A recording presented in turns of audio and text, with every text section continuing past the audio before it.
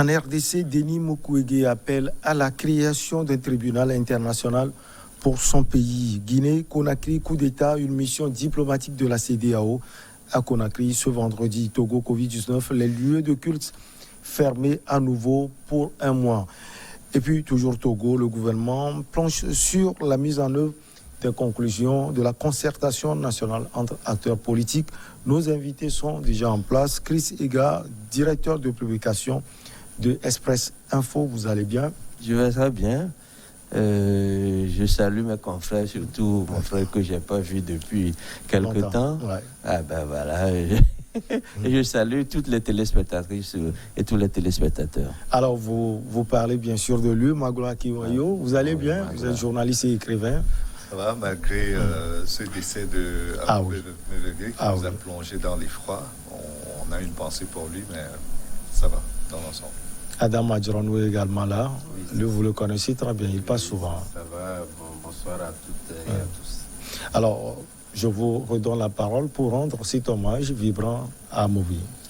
Non, c'est vrai que quand on parle d'Amobi Mewege, il y a ce mélange à la fois de compétences, de talents. Il avait des talents insoupçonnés. Personnellement, j'appréciais beaucoup sa culture, sa joie de vivre et son optimisme surtout.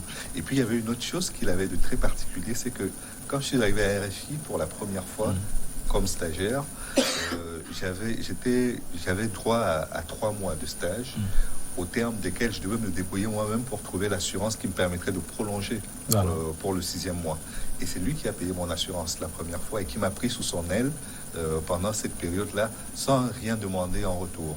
Donc pendant toute cette période-là, je suis resté auprès de lui et j'ai apprécié sa capacité à maîtriser ces sujets, parce que des fois, il arrivait à l'antenne, on avait passé toute la matinée à ne pas le voir, à ne pas savoir ce qu'il faisait concrètement, et les éléments qu'on lui apportait, fallait les coordonner. Ça lui prenait maximum 10 minutes pour le faire, mais une fois qu'il était à l'antenne, vous aviez l'impression qu'il avait passé toute sa journée, voire toute sa semaine, à ne faire que cela. Et puis cet humour, surtout, dont il ne se départissait pas, il était capable de vous faire des canulars au téléphone, il était capable de vous imiter toutes les sonorités que vous voulez, faire tous les accents, qu'il s'agisse de l'accent antillais, l'accent congolais, l'accent du Togo, l'accent des... Enfin, il faisait tous les accents. Et c'était plusieurs hommes en un seul. Et c'est une vraie perte pour nous, à la fois sur le plan amical et sur le plan professionnel. Chris Ega, vous le connaissez? Oui, ben, très bien. Et puis ce que je retiens surtout de lui, c'est cette capacité-là, comme il le dit, à se transformer, à se transcender, et surtout ses gags. Je crois que vous vous rappelez, sur RFI, dans l'émission Plein Sud, il fait des canulars, comme il le dit. C'est un personnage ondoyant, très divers. Et puis cette joie de vivre, et c'est une culture, c'est une banque de données, surtout en matière de culture. C'est un immense cerveau qui s'en est allé. Mais de toute façon, il a vécu pendant près de 53 ans. Je crois qu'il a laissé l'essentiel, quitte à nous qui survivons à lui, maintenant de faire fructifier ce qu'il a laissé, cet héritage-là. Je crois que c'est ce qu'il y a de mieux à faire en ce moment. Madame Adjaranou, vous le connaissez aussi? Si, moi je l'ai connu sauf moi. De son passage ici, lors de la sécurité maritime. Moi j'ai beaucoup apprécié l'ouverture d'esprit de l'homme qui n'était pas orgueilleux et qui est prêt tout de suite à nouer des relations partout où il se trouvait. Et moi j'ai toujours gardé cette relation-là avec lui. Et il m'a fait comprendre qu'il avait aussi une chaîne, je pense, au Cameroun, une chaîne de télévision, etc. On a beaucoup gardé, depuis 2016. Et puis il a plein de projets. Le cinéma, on ne savait pas que c'est un homme de cinéma. On l'a jamais Pour moi, il aurait dû faire de l'humour également, parce que pourquoi pas. Ses capacités, que ce soit au cinéma, parce que comme beaucoup d'entre nous, il est arrivé au journalisme sans une formation initiale de journaliste. Mais il s'est tellement bien senti qu'on avait l'impression qu'il n'avait jamais rien fait d'autre que du journalisme. Mais à côté de ça, il avait des talents d'humoriste.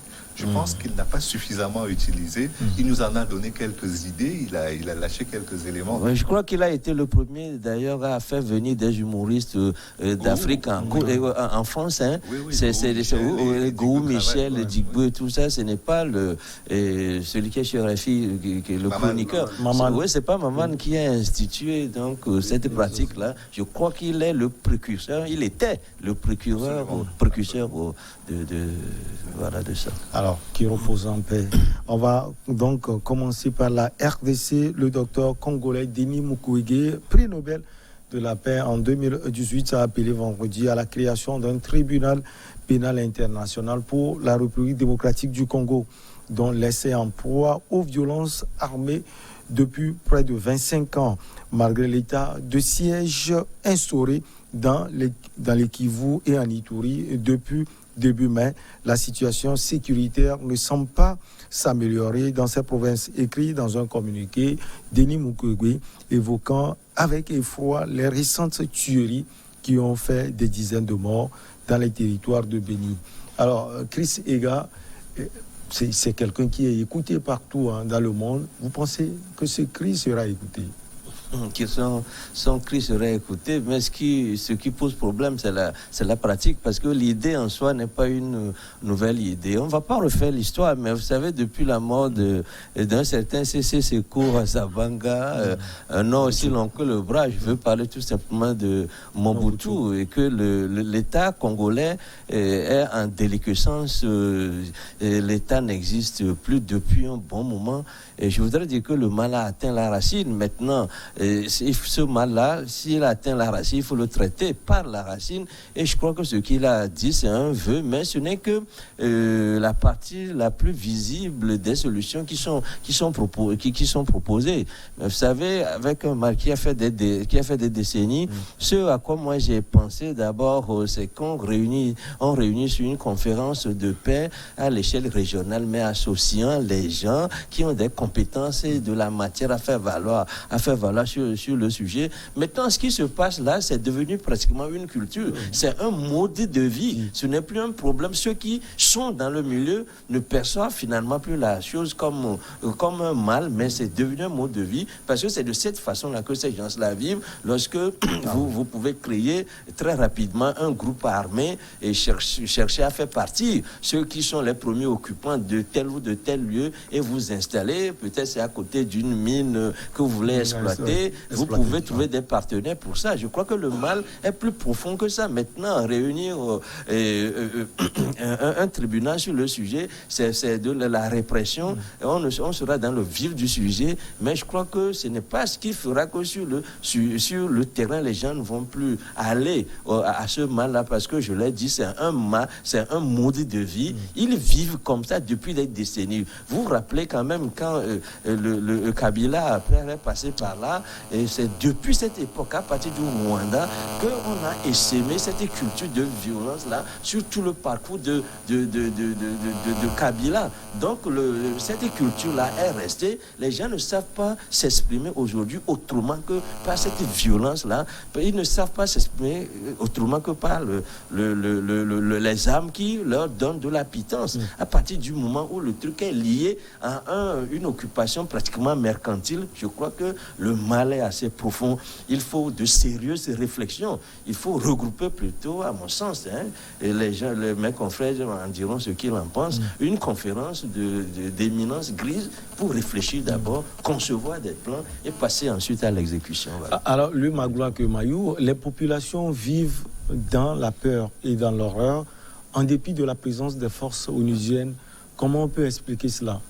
Non, les forces onusiennes, je ne voudrais pas avoir du mépris pour elles, mais le fait est que les résultats ne suivent pas. Les attentes par rapport à ces forces-là sont telles que quand on voit ce qui se passe sur le terrain, on se demande s'il reste important de garder cette force sur le terrain. C'est la plus grosse mission que les Nations Unies aient jamais déployée dans le monde. Elle est en RDC, elle est dans cette zone-là. Et malheureusement, l'efficacité n'est pas au rendez-vous. Les frontières sont très poreuses. Les miliciens traversent d'un pays à un autre, que ce soit de l'Ouganda vers la RDC, que ce soit du Rwanda vers la RDC. La circulation dans les deux sens se fait de façon presque sans contrôle. Et donc, si l'ONU est là pour veiller au respect de la paix, pour permettre que les populations bénéficient de cette quiétude à laquelle elles aspirent, je pense que le résultat n'est pas au rendez-vous. Il y avait eu une mission des nations de l'Union européenne qui avait également été lancée, qui a dû s'arrêter malheureusement parce qu'elle aussi n'obtenait pas des résultats. Vous avez bien fait de rappeler l'historique parce que n'oublions pas que ce sont d'abord des causes endogènes qui sont à l'origine de la situation sécuritaire que nous avons aujourd'hui. Vous avez sur place ce que les Congolais appellent les Banyamulenge. Ça n'existe nulle part, cette tribu-là. Mais c'est une appellation qu'on a choisie pour dire que certaines personnes habitant dans ces régions-là viennent de l'extérieur. Elles viennent du Rwanda, elles viennent du Burundi, elles viennent de l'Ouganda, donc ce ne sont pas des autochtones. Donc il y a cette première distinction qui a été créée. Et puis il y a une deuxième chose qui s'est passée, c'est que quand Laurent Désiré Kabila est arrivé à renverser Mobutu. Ce qui s'est passé, c'est qu'il a démantelé tous les postes de commandement par lesquels il passait, de commandement militaire, j'entends.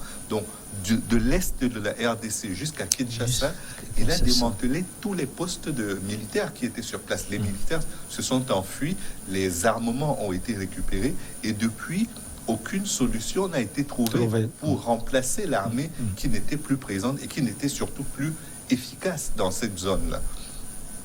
L'armée avait passé de nombreux mois, de nombreuses années à ne plus être régulièrement payée, voire à ne plus être payée du tout. Donc cela a créé quelque chose de très malsain. Et puis quand les rapports se sont dégradés entre Laurent Désiré Kabila et ses partenaires, notamment ses partenaires rwandais, on a vu ce que cela a donné. C'est-à-dire que le président congolais a perdu la main. L'État congolais a perdu la main dans cette zone-là.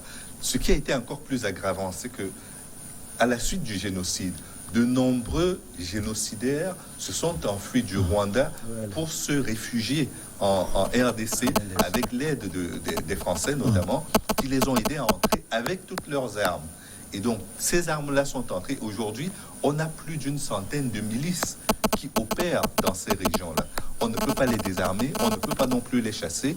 Et donc, la solution, c'est peut-être pour le Congo aujourd'hui, au-delà de la grosse résolution que le président Tshisekedi a prise de s'attaquer au problème en installant des gouverneurs militaires, il faut aujourd'hui arriver à pacifier, ne serait-ce que par la justice transitionnelle, c'est-à-dire trouver un moyen pour que la justice traditionnelle, comme au Rwanda, arrive à apaiser les cœurs, à apaiser les esprits et à créer un climat de confiance entre les différentes composantes de la société. Mais ça va être compliqué aussi parce que c'est une zone minière où justement ces milices-là interviennent avec la bénédiction de nombreuses multinationales qui tirent un profit de l'instabilité dans laquelle cette région est plongée. Donc le problème est très large.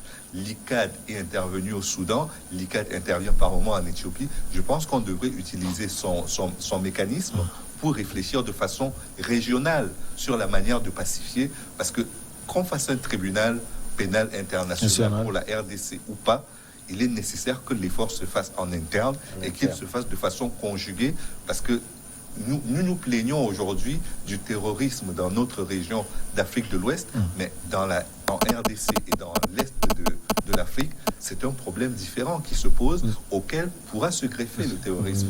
Mais il est déjà encore plus grave, parce que c'est plus de... Le génocide rwandais n'a pas fait 3 millions de morts. Or, en RDC aujourd'hui, si on devait tenir la comptabilité, on serait largement au-dessus des 3 millions de morts. Donc, il est grand temps que l'Union africaine... En tout cas, au-dessus des 800 000 morts qu'on a identifiés au Rwanda. Oui, donc il est important, vu le nombre de personnes qui sont déjà décédées, vu le nombre de déplacés que l'on compte en interne comme au-delà des frontières, il est important que les chefs d'État prennent des résolutions pour résoudre ce problème finalement. Alors, Denis Mukwege est allé loin, il parle d'une situation tragique, scandaleuse et insupportable. D'ailleurs, c'est ce qui l'a poussé à proposer la création d'un tribunal international pour son pays. Oui, je crois que c'est la description qu'il a eu donc à faire valoir. Et surtout, vous savez, je vais un peu nuancer, disons, la présence des forces onusiennes dans cette zone-là. Vous savez, la force onusienne déployée sur des terrains de conflit. N'oubliez pas qu'il y a aussi des échelles d'intervention. C'est ce qu'avait demandé en son temps. Il dit en ce qui concerne donc le Mali, le regard de l'ampleur de la crise, il a demandé qu'on puisse donc ramener cette force-là, disons, à l'échelle 7, qui permettait naturellement donc à cette force-là d'intervenir. Or, lorsque vous prenez en RDC, ils sont là, mais ils sont à quelle échelle? c'est dire que, quelque part, que ce soit à l'interne qu'à l'international, on n'arrive pas véritablement à pouvoir prendre à bras le corps, disons, l'ampleur de la crise. Oui. Si on se dit, bon, c'est une zone pratiquement où c'est une sorte de jungle, où chaque État essaie donc de pouvoir soutenir tel coup, et donc chacun utilise son profit. Donc on n'arrive pas véritablement à mesurer l'ampleur de ce que vit la population là-bas. Mais au même moment, je pense que après avoir scruté des alternatives pour arriver à une paix durable qu'on n'y trouve pas, pendant que la crise est toujours existentielle, il faudrait quand même continuer. C'est en ce sens que Mukwege a estimé qu'il faut donc avoir cette cour spéciale. Mais au même moment, est-ce qu'on a une cour spéciale à partir du moment où on sait qu'on a mis des mécanismes en place pour réellement arriver donc au bout du tunnel ou à la fin d'une situation? Mais si la situation est toujours là, la situation est là, on ne sait pas ça finira quand. Mais en mettant cette cour-là, c'est vrai qu'il y a des gens qui sont identifiés, qu'on peut véritablement donc traquer, etc. Mais au même moment, on sait quand même que chaque jour que Dieu fait, il y a toujours de ces groupes armés-là qui se constituent sur des notions d'intérêt, on se constitue, et on sait pertinemment que ce sont les rapports de force. Celui qui fait la loi là-bas, c'est lui qui a plus d'argent. Ouais. Et naturellement, c'est lui que peut-être qu'une puissance occidentale ou une puissance, suivant donc les intérêts, qui arrive évidemment à armer. Et donc, c'est lui qui prend le dessus. Aujourd'hui, c'est vrai qu'il y a des groupes armés qui sont identifiés, qu'on peut traquer, on connaît les dirigeants, ceux qui sont, etc. Mais au même moment, chaque jour que Dieu fait, ça ressurgit. Mais c'est une proposition qu'on ne peut pas écarter. Mais au même moment, je pense que c'est carrément déplacer le problème. Aujourd'hui, que ce soit les pays frontaliers qui alimentent ou pratiquement envoient ces 6 frontières. Voilà. Et que ce soit maintenant les mêmes, il faut qu'on prenne, le grand problème, c'est qu'on prenne l'ampleur de la situation et qu'on conjugue les efforts.